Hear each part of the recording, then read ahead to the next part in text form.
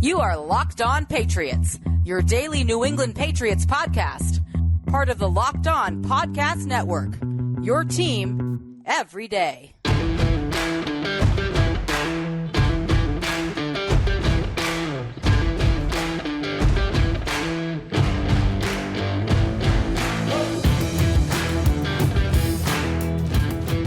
Hello to all of you Foxborough faithful. Thank you once again for making Locked On Patriots a daily part of your New England Patriots coverage and also your first listen every day. Remember, Locked On Patriots is a proud part of the Locked On Podcast Network, your team every day. So subscribe or follow for free on YouTube or wherever you get your podcasts to ensure that you get the latest episode as soon as it's available.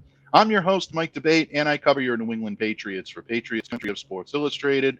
So reach out to me and let me know what's on your mind on Twitter, on X, the Bird app, whatever you want to call it, at MDABATE NFL. And while you're out there showing some love on social media to Locked On Patriots, follow the account as well at LO_Patriots.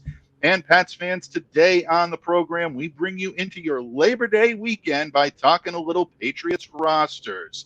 Obviously, two new signings that we're going to break down in just a moment. We're going to talk biggest roster surprises and potential breakout candidates. And here to do it is someone that's going to lend a thicket of intellectual reason here on Locked On Patriots, as he always does.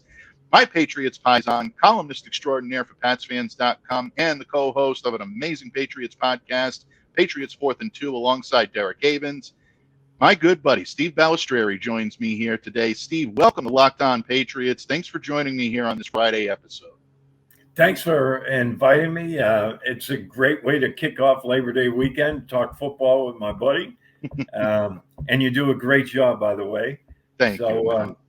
I mean, we're getting into regular season mode now. You know, now the practices are in that regular season mode where the media only get to see a couple of minutes. And all the prep now is going toward the Eagles. So absolutely, we're only 9 days away from heaven. It's true. It really is. It's been a long off season, but the full attention of Patriots Nation is now on the regular season and a Sunday date with the Philadelphia Eagles, September 10th at Gillette Stadium. Tom Brady's going to be in the house, Steve. A lot of excitement going to be in the air. Steve, with 53-man roster set and the practice squad now set, we take a look at the roster in earnest. We take a look at it from top to bottom, all of the positional groupings and the practice squad as well. But two new additions that the Patriots made on Thursday did cause some eyebrows to be raised. And the first one was a claim off waivers from the Carolina Panthers, and that is 24-year-old Matt Corral coming in to be, we assume, in the mix for a backup quarterback position with Bailey Zappi, also with Malik Cunningham.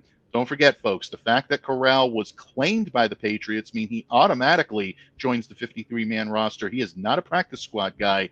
So if you look at the Patriots depth chart right now, it's Mac Jones and Matt Corral. Steve, obviously there is a good amount of pedigree from his time at Ole Miss playing under Lane Kiffin. This was a kid that did a pretty good job and warranted a third-round pick from the Carolina Panthers just 2 years ago. But at the same time, he missed his entire rookie season with a list rank injury, and he was trying to make the squad this year, was a clear number 3 in Carolina's pecking order. But there is a lot to like about this kid's game, a lot of potential as opposed to prowess, present-day prowess. When you saw this claim, what was your thought right off the bat, and what does this mean for Bailey Zappi and for Malik Cunningham in your estimation? Well, I think that, first of all, I think it was a good pickup. You know, his last 2 years in Ole Miss under Lane Kiffin, you know, was RPO heavy. I'm not going to say it's the exact same kind of offense that Bill O'Brien runs, but it's in the same vein. It's similar. And I think he'll be able to pick that up fast. And he was very successful at it. You know, in his 2 seasons under Kiffin, he threw 49 touchdowns, I think, nearly 7,000 yards in 23 games. Those are some good numbers there. And I think, you know, it's going to be, I think, a bit easier transition for him to learn the Patriots offense. where Bailey Zappi is really not a fit for Bill O'Brien's offense. So I think that probably the first couple of weeks of the season, I think Zappi will be activated, and he'll probably be the de facto backup while Corral learns the ins and outs of the offense. But I think it won't be long before he's the actual backup. I don't think it bodes well long-term for Zappi here. In regards to Cunningham, I think Cunningham is your developmental guy. He's your scout team quarterback. He's going to play a valuable role, especially, coming into week 1 against Philly, because they need to, be prepared for Jalen Hurts. Absolutely. And I'm so glad that you mentioned that, because the style of play that Corral is going to bring to this team is, like you said, that spread RPO heavy scheme that he ran very well under Lane Kiffin. And Mac Jones ran a very similar system at Alabama. So you've got a lot of synergy now. And I think that can really help Corral catch on to this offense a little bit quicker than people think he's going to, because of the knowledge he's bringing and the familiarity he has with that type of an offense. I think you also made a very good point, and I want to stress this, folks. It does not mean that Matt Corral is coming in here to change the Bill O'Brien offense, or that he's a perfect hand-in-glove fit. It's not 100% the same system, but there are enough similarities to let, I think, the Patriots coaching staff know that this may be a better fit under Bill O'Brien than maybe Bailey Zappi was. So you mentioned his ability and his prowess. 2 seasons under Lane Kiffin, completed 69.2% of his passes. You were right, 6,686 yards, 49 touchdowns, as opposed to 19 interceptions in 23 games. So that right there shows you, folks, that in the proper system, with the proper coaching staff put in place, Matt Corral can be an interesting prospect. And I think the Patriots are going to see what they have. Who knows what this means for Bailey Zappi moving forward. I think this could be an opportunity for the Patriots to maybe restock their quarterback position a little bit, and maybe make it a little more tailor-made to what Bill is going to coordinate, and maybe a little bit more of a compliment to what Mac brings to the table as the undisputed starter. The New England Patriots also active in the wide receiver market, and I know a lot of fans were hoping that they would be either prior to roster cut downs or during training camp, or even if you want to go as far back as the draft.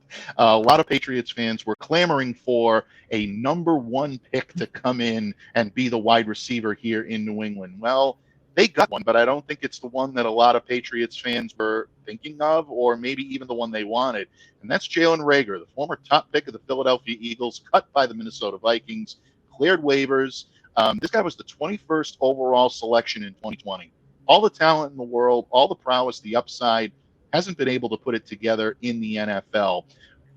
We talked a little bit offline about this, Steve. We see this move as a developmental practice squad prospect, but nothing really more than that at this point. A high ceiling for the kid, but not necessarily the floor that I think a lot of Patriots fans were expecting in getting a new wideout. What are your thoughts on this move? What should the Patriots expect out of Jalen Reagor?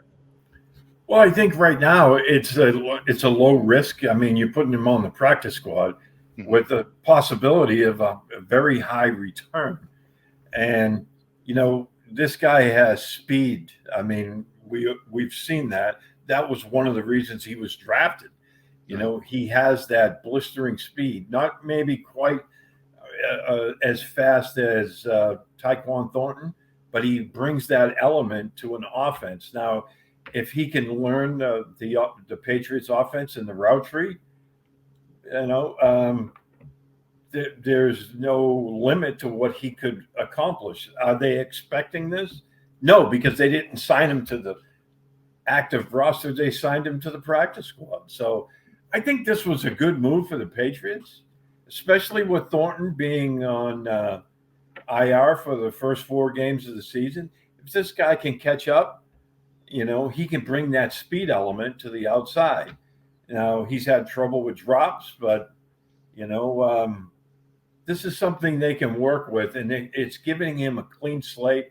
There's no pressure on him whatsoever. Because he is a practice squad player. And as we talked about, offline, I think they're just going to tell him, look, you just need to learn the playbook, learn the route tree, work as hard as you can and put the time in practice, and we'll see where the chips fall. I think was a really good move. And, in regards to the number one wide receiver that everyone keeps wanting, they won 6 Super Bowls without one, unless you consider David Patton, Givens, JoJo LaFell, Chris Hogan. They weren't number one guys. No, and I think in a lot of ways, I think fans are looking for that type of player that's going to draw the attention of the defense. That one guy that a defense looks at and says, we cannot let this guy beat us. We have to dedicate 2, maybe 3 defenders to stopping this guy. I understand where the clamoring comes from, but I think the way the Patriots are set up in Bill O'Brien's offense is to beat you with multiple weapons. And I don't want to say with deception, but maybe with a little bit of uncertainty, because you're not sure who's going to be that guy to break out. One game, it might be Devontae Parker. The next game, it might be Mike Gesicki, or it might be Hunter Henry at the tight end position. And you've got versatile weapons that can help you. And I know I'm missing a lot of folks here, but I'm just giving you a couple of examples. But bottom line, I think that's where the Patriots do their best work. But Reagor, I think low risk with a high reward is the best way to describe this kid. 45 career appearances, including 24 starts in the NFL, 72 catches, 799 yards, 4 touchdowns when aligning as a wideout. Here's an interesting point, and Evan Lazar of Patriots.com originally brought this up, and it got me thinking, and I did a little work looking into it myself last night. Reagor's ability to carry the football also may have factored slightly into the Patriots' decision to bring him in. He's rushed for 83 yards through 18 carries, 1,343 total snaps on offense. If you look at those numbers, they're not really proportionate to someone carrying the ball out of the backfield or on a jet sweep. But the Patriots wanted to use Tyquan Thornton in this manner. Tyquan has not been healthy enough to take this role on a regular basis. Pop Douglas, I think in a lot of ways, the Pats would prefer not to utilize him there because I don't think they want to risk injury. So the Eagles, bottom line, a very good defense, but they've had their difficulties defending motion. So who knows? If Reagor comes in here, I know it's a lot to ask, and I don't think he'll be up to speed in time to be active for this game coming up against the Eagles, but maybe he can give them enough intel to help the Patriots be able to utilize that motion and be able to utilize what he can do well. So that's something to watch with Jalen Reagor. And again, I want to give a nod to Evan for getting the ball rolling. This was his statistic, and I did look into it, and it does make a lot of sense based on what we've seen and what the Patriots like to do. Steve, one other aspect of his game that could be intriguing for the Patriots is the return game. This is a kid that, for the Eagles, averaged 21.3 yards per return on kick returns and 9.2 yards per return on punts. Good numbers there, not phenomenal numbers, but average numbers. That dropped last year from Minnesota to 6.4. And from those that I've talked to close to the Minnesota camp, he's had his difficulties with drops and muffs on a regular basis. Do you think the Patriots may look to utilize him in this fashion, or do we really need to be thanking our lucky stars that the Patriots just see him as a developmental wide receiver prospect and nothing else? I don't think they'll use him with the punt game because Marcus Jones is. I think that's his job right there. Oh yeah, of course. But I wouldn't be surprised if somebody gets dinged up and they use him as a kick returner. Not the primary one, but maybe a backup kick returner. If something were to arise, sure, because I don't think his issues with kick returns are the same as he's had, with the punts. And sometimes that's just a mental block that happens to these guys. We'll see. I think, as you said, low risk, high reward type of, return for this guy. I don't think it was a bad move at all. We'll see how it all plays out. Yeah, we will. Absolutely. We'll see how it all plays out. And don't forget, folks, low risk, high reward capability doesn't mean it's going to hit the target. But as a practice squatter, you definitely have to take a shot. This is first round talent. Yeah, it didn't work out for him in Philly. It didn't work out for him in Minnesota, but it doesn't mean the guy is a total bust yet. Right. I mean, he's still young, and we'll see what happens.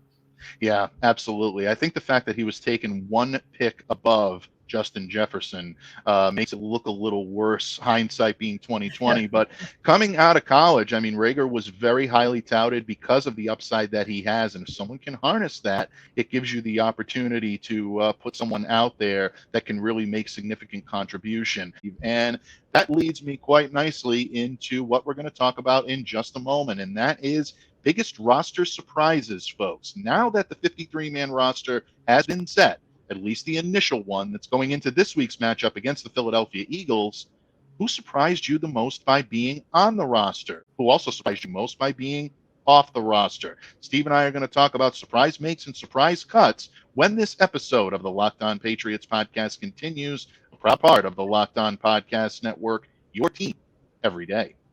Locked On listeners, football season is about to kick off, and FanDuel is giving you the chance to win all season long. Because right now, when you bet on a Super Bowl winner, you can get bonus bets every time they win in the regular season. Just pick any team to win the Super Bowl, and you'll get bonus bets for every victory. Feeling a little confident about your favorite team in Foxborough? Put your Patriots fandom to the test with FanDuel. You can use your bonus bets on spreads, player props, over-unders, and more. So visit FanDuel.com/lockedon and start earning bonus bets with America's #1 sportsbook. That's FanDuel.com/lockedon. Pats fans, thank you once again for joining us here today on Locked On Patriots, taking you into your Labor Day weekend with our resident voice of reason, Steve Balestrieri of PatsFans.com and Patriots 4th and 2. And Steve, in the previous segment, we talked a little bit about what Jalen Reagor and Matt Corral can bring to this team this year.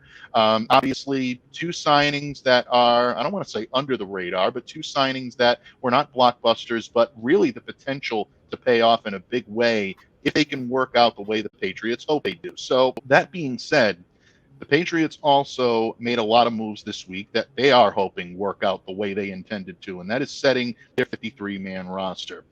There were some surprises. We all know about Bailey Zappi and Malik Cunningham finding their way onto the cutting room floor and then back via the practice squad. Was a little surprised that the Patriots only left two running backs on the roster, but they've restocked there via the practice squad.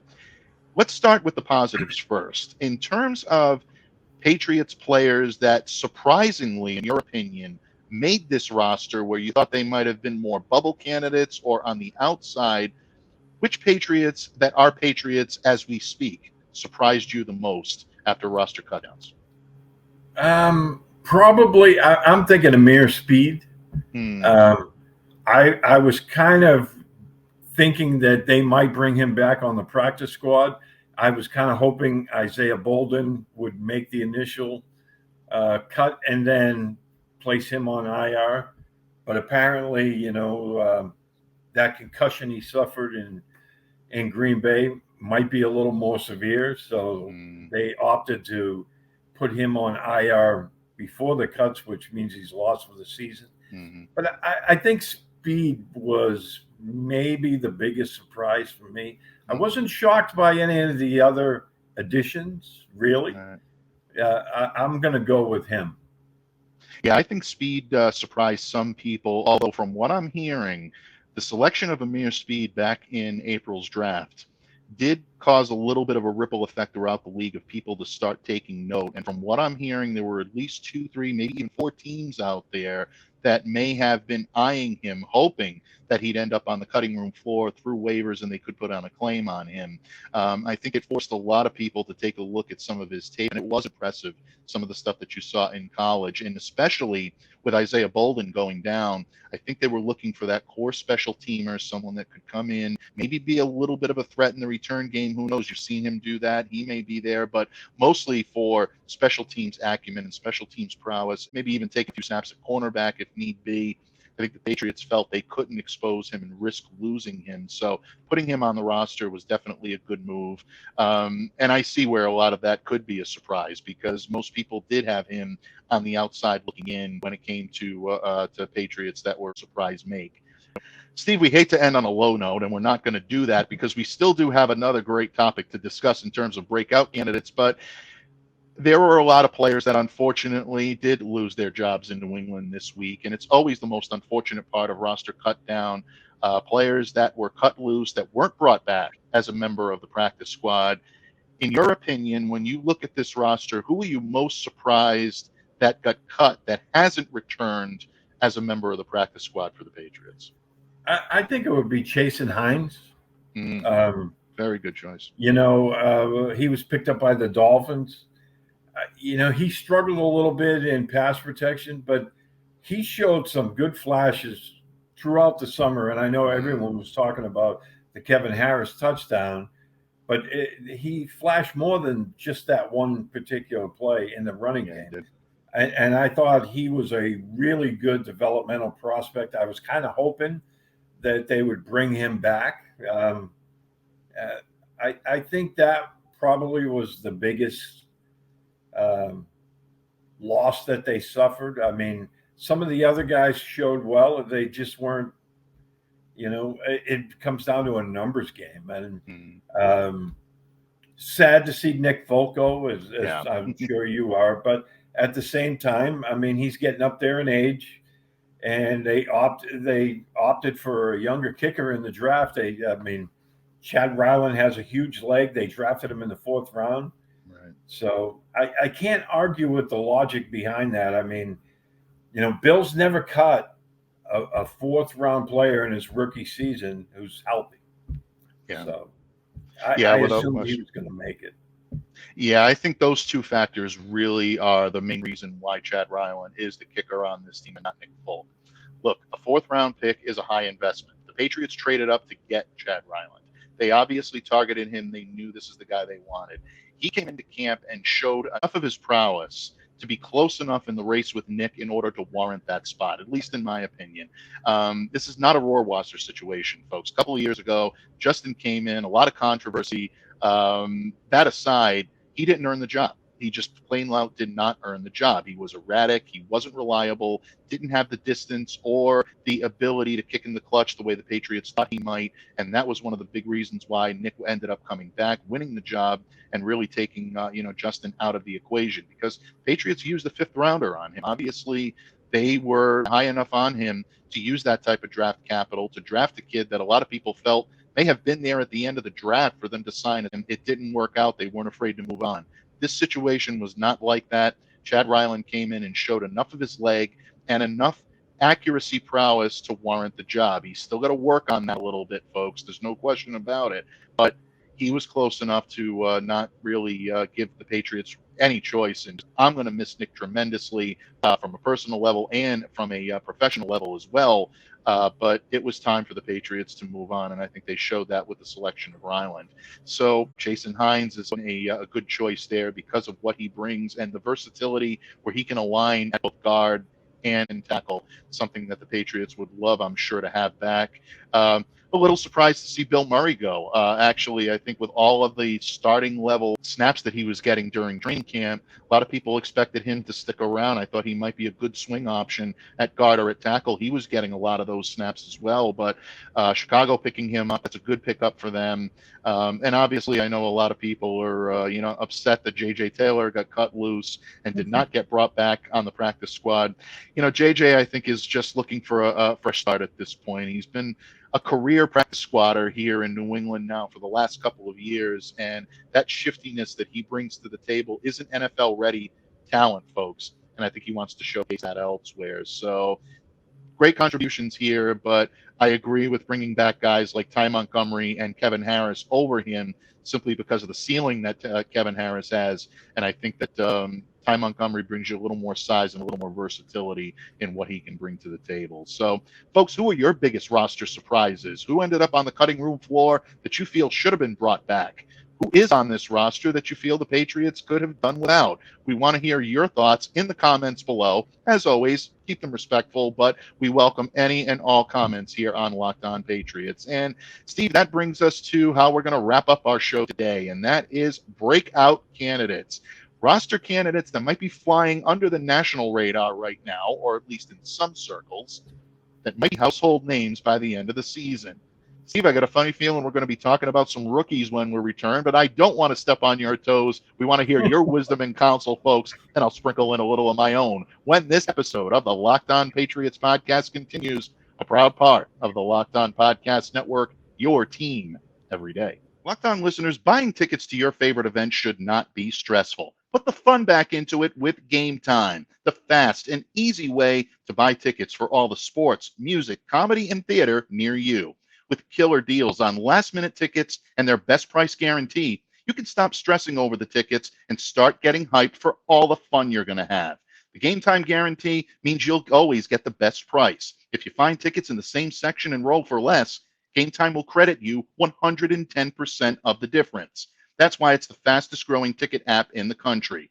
Get images of your seat before you buy so you know exactly what to expect when you arrive. You can buy tickets in a matter of seconds, just 2 taps and you're set, and tickets are sent directly to your phone so you never have to dig through your email. Snag the tickets without the stress with Gametime. Download the Gametime app, create an account, and use the code LOCKEDONNFL for $20 off your first purchase.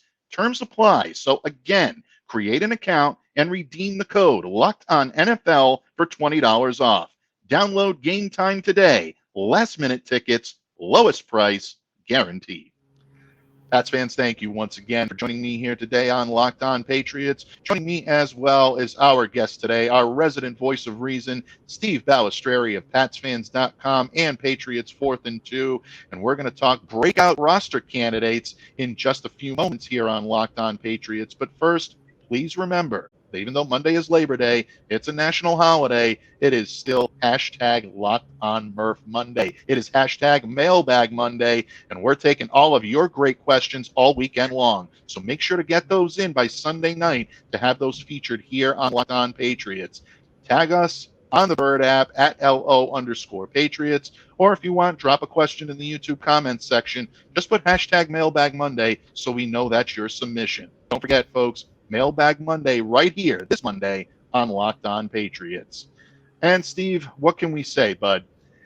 It's always fun building a roster for your New England Patriots and building a practice squad and seeing the players that really stood out during camp and preseason ascend to being solid pros here in Patriots uniforms. But there are always a few that manage to rise above the rest. Players that may not have gotten a whole lot of preseason hype, but throughout their play during preseason, during training camp, and most importantly during the regular season, tend to be pretty special members on this team. I happen to think this roster has a few of these guys, but I'm going to let you talk first, bud. Who do you believe are the primary breakout candidates or breakout candidate, if you want to limit it to just one? Who do you believe we should be watching this year? Well, before we start, you mentioned Murph. I had just got off the phone with him. He was all excited to be talking with you on Monday, so be prepared. He's already winding up. So he's getting warmed up, folks. Yeah. And you know when Murph gets warmed up, oh yeah, yep, the fur will fly. That's all we can say. But absolutely. I think in being fair with the breakout candidates, I'm going to name one from offense, defense, and special teams. Excellent. So I'm going to start with offense. I think everyone saw Peter Schrager's, post there on Good Morning Football, and I agree with them. I think Pop Douglas is going to be a real weapon for this team. The one thing that I noticed, and I'm sure you did as well, in preseason, the Patriots kept him very much under wraps. Mm-hmm. They didn't want to have any film on how they plan on using this kid. And I think that that was for a specific reason. So I'm very excited about him. Defensively, it has to be Keon White, another rookie. I think he is going to be a really big impact player this year. And I'm very excited to see what he can do, especially getting after the quarterback. He is a relentless guy, all business on the field. And for third, when it comes to special teams, Bryce Behringer. I'm very excited to see him. We've seen him. I mean, he kicked a 69-yarder in preseason. He was putting balls way up with, 5 seconds of hang time. frequently in practice and then actually in a couple of preseason games, I think the future is bright for all three of these kids. Absolutely. I don't think you can go wrong with any of those choices, folks. As a matter of fact, I think if you polled Patriots fans right now, they would probably agree with you right down the line, especially Pop Douglas at the wide receiver position. This is a kid that really came out of, I don't want to say obscurity because he wasn't. He was somewhat touted coming into OTAs and mini camp and the offseason workout programs. And you started to see him emerge as someone that understood the playbook very quickly, felt very comfortable in Bill O'Brien's offense. But then you look at the prowess and the performance on the field, and this kid just got better and better each day. It was like he would go out, make his performance, come back, study, learn what he did wrong, learn what he needed to improve, and then come back out the following day and do it. It sounds so elementary. It sounds so rudimentary, folks. But believe me when I tell you, it can be a rarity in a football setting, especially in a training camp setting, for a player that young to come in and be able to do what he's done in a limited amount of time. This kid's football acumen is going to be just as valuable to him as his abilities on the field. And he really is an exciting player. He's very quick, amazingly sure hands, and really a very good route runner. And that's something that I was pleasantly surprised at. And watching him throughout camp really kind of solidified that. So great choice with Pop Douglas. Keon White, I completely agree with you. He's a guy that can definitely align everywhere. We saw him pretty much align everywhere throughout preseason and throughout training camp. Outside linebacker, we saw him set in the three-point stance. He's rushing the passer. He can play the run, which I think is an area where he may come into play against the Eagles, especially in week 1, if he gets some playing time. And toward the middle part of the season, it wouldn't shock me to see this get dropped back into coverage a little bit when some of that conditioning really starts to kick in. He can pretty much do it all over the field. So great choice with him. I'm also going to give a little love to Marte Mapu because I think Mapu can give you such an amazing opportunity to do so much on this team. He can line up anywhere on defense. We've said this several times here on Locked On Patriots. He's in man coverage a lot of time. He'll go into safety zone packages. You also see him line up that sub-package linebacker. These are such intricate type of roles that the New England Patriots love to employ, and they're giving them to a rookie. And that shows you exactly how much understanding he has of this system. And I think to me, it just speaks so highly of him, whether you see him playing next to Juwan Bentley off the ball or on the defensive line. Free safety, strong safety, he's aligned at both. You're going to continue to see him, and it creates, again, a lot of uncertainty. You're not sure what he's going to do at any given moment. That's a hell of a weapon to have for the Patriots. And then, of course, on special teams, I think you're right on the money with Behringer. I think another breakout candidate to watch this year is Brendan Schooler. I know he had a tremendous year last year. I look for him to ascend because, obviously, Matthew Slater is not getting any younger. It pains me to say that we might be watching Matthew's final season here in the NFL. Not a given, folks, but it might be. And if it is, I think Schooler is that guy that's being groomed to kind of take over as the director of traffic back there in the special teams. The kid's got the knowledge and the smarts to do it, so I look for a big leap from him this year as well. So in terms of breakout candidates, Steve, is there anybody that you think we've missed here? Is there anyone that you think is really under the radar that might shock the world here with the New England Patriots, or are these guys pretty much on the map already? Well, I don't know if he's under the radar so much, but a guy that I foresee having a big season in this offense is Mike Gesicki. Bill O'Brien's offense has traditionally run through the tight ends. Mm-hmm. And I think, he's one of those guys. He's maybe not a traditional type tight end. Mm-hmm. He's more of a big wide receiver, but I think he's going to thrive in this offense. And I think him and Mac Jones are going to have some really good chemistry. And I think Henry as well. Mm-hmm. I mean, I don't know if that's considered under the radar, but I think those guys, we haven't really talked about them that much. And you haven't seen much nationally about them. I think they're, on paper, one of the best tight end duos in the league.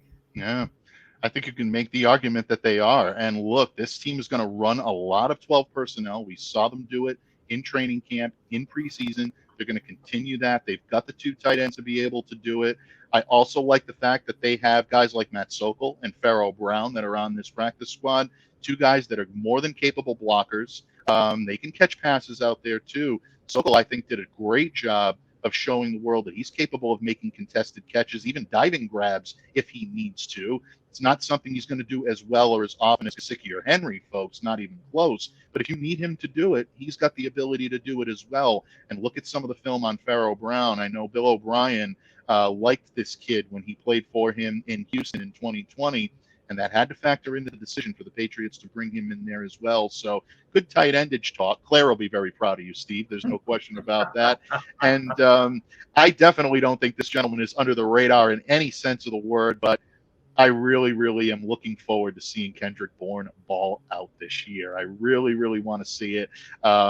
Kendrick is one of the most likable and one of the most affable guys on this roster. You can't help but root for him with all of the energy and all of the candidness that he brings to the table. But I think you're going to see his skill set brought out in ways that you haven't seen before. We thought a couple of years ago this kid was special, and he is. I think Bill O'Brien's going to bring even more out of it, folks. I think you're going to see the occasional jet sweep from him. Who knows? You might even see him grab the ball and throw a pass. We've seen that before. But ultimately, you're going to see dual threat capabilities both in the slot and on the perimeter that I think you're going to know and love about Kendrick Bourne. And I hope comes out and shows the world what he's capable of doing, because I think last year was such a rough year for him. He deserves it. And you can hear it in his teammates when they talk about him, too. They're rooting for him, including one Mac Jones. And that's a good guy to have on your side if you're a wide receiver. Steve, what can I say? It's always a blast whenever you come on and lend your wisdom and counsel here on Locked On Patriots the way only you can. Before I let you go, my friend, and give you back your Labor Day weekend, please let everyone know where they can find you and where they can follow your great work. Yeah, thanks again, Mike. I mean, this sets the weekend off on a perfect note. And I love talking football with you. I missed being up there at training camp again this year. We missed you, man. With you. I'm going to have to remedy that situation next year. Yes. And make a trip up there and go to training camp. But, I'm on Twitter at SteveB7FFG, as it shows at the bottom of the screen there.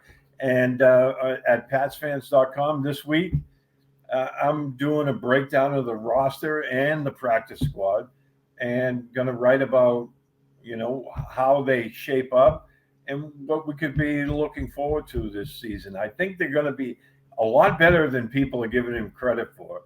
I saw yesterday where the over-under win total for this team is 6.5. I think that's way too low. Yeah, I think it's way too low as well. Look, bottom line, whether you agree with his methods, whether you are perplexed by his methods at times, if you're questioning Bill Belichick's track record to put out winning teams on the field, you're probably not paying close attention, folks. I understand that there is a desire for fans and media alike to want to be able to cover a winning team and to want to be able to root for a winning team. We all do. And fans should want their team to win and win at a high level every single year. But what this team has done for the last 2 decades is not an accident, folks. It is big on team building. And I know the gentleman that wore number 12 up here for a number of years masked a lot of deficiencies on this team in years past. But the one thing that you can always credit is that the Patriots had the players in place on all areas of the roster to make these teams special. I'm not saying this team is going to be that level this year, but I'm seeing things in this team that I haven't seen in quite a while. A swagger, a quiet confidence, an ability to rise above a lot of negative expectations and prove people wrong.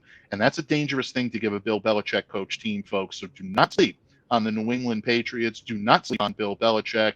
These guys, I think, have assembled a better team than most people are giving them credit for, sometimes myself included. I get caught up in it as well. But when you look at it with a level head, you realize just how difficult it is to build a roster and what this team needs to do. So, Steve, that being said, we're ready to march into week 1, and week 1 coverage will be the norm here on Locked On Patriots, Monday through Friday, including the holidays, starting with hashtag Mailbag Monday. So get those questions in.